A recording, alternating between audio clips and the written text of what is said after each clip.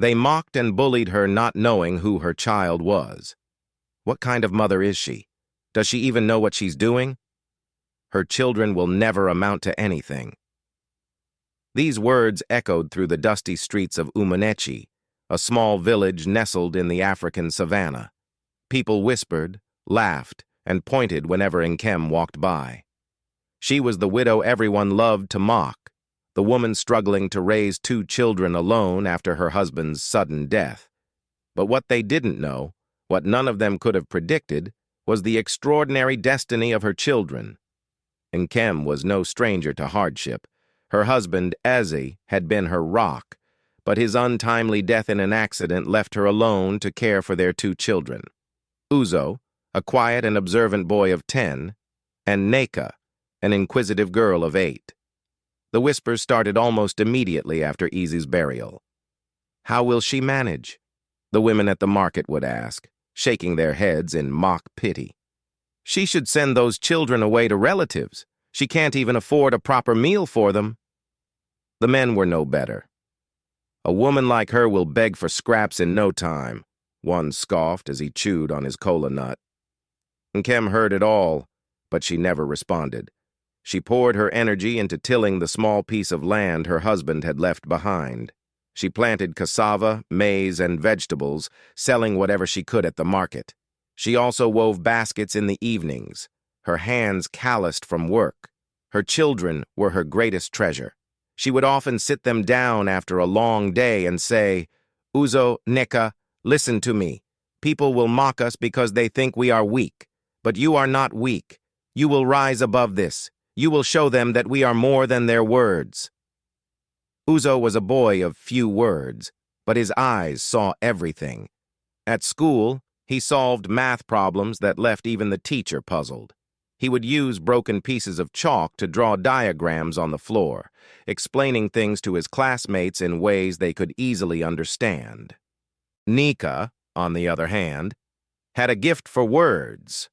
She could craft stories that made even the sternest elders laugh or nod in approval. Her teacher once said, "This girl will be a great storyteller someday." But none of this seemed to matter to the villagers. "Book smarts won't feed them," they would say. "What's the point of being clever when your stomach is empty?" One market day, Nkem arrived with her woven baskets, carefully balanced on her head. As she set them down, a group of women burst into laughter. "Nkem, why not teach your son to weave? Maybe he'll sell baskets too when he grows up." Another chimed in. "Or better yet, marry Neka off to a rich man. That's our only chance." The laughter grew louder, but Nkem remained silent. She sold her baskets, picked up her earnings, and went home to her children. That night she cried quietly, not because she believed the mockery, but because the weight of her struggles felt unbearable. Uzo, hearing his mother's muffled sobs, walked into the room and held her hand. "Mama, don't cry. I promise, one day they will respect you. They will see what you have done for us." Years passed, and Uzo's talent didn't go unnoticed. His teacher recommended him for a scholarship program in the city. It was a long shot, but Nkem scraped together what little she had to send him for the entrance exams. When the results came, the entire village buzzed with disbelief.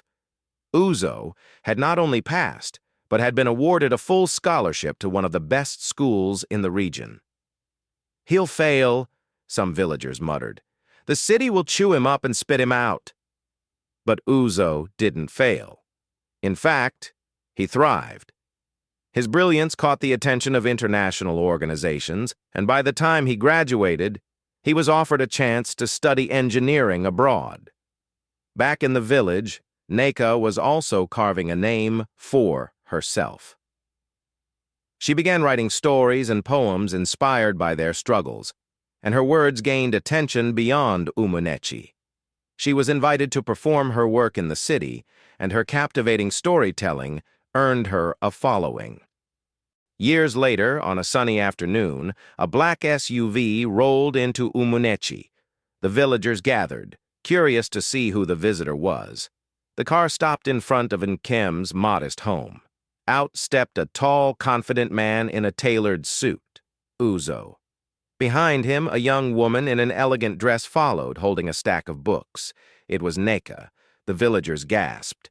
"Is that Nkem's son? And her daughter? Is she the famous writer we've heard about?" The whispers turned into murmurs of amazement as Uzo and Neka embraced their mother. Uzo handed her the keys to the SUV and said, "Mama, this is for you. It's time for the world to know how extraordinary you are."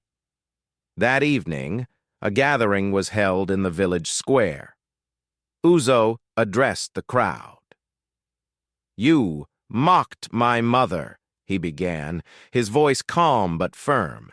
"You said she wouldn't amount to anything, but it was her strength, her sacrifices, and her belief in us that brought us here. My mother is a queen, even if her crown wasn't made of gold."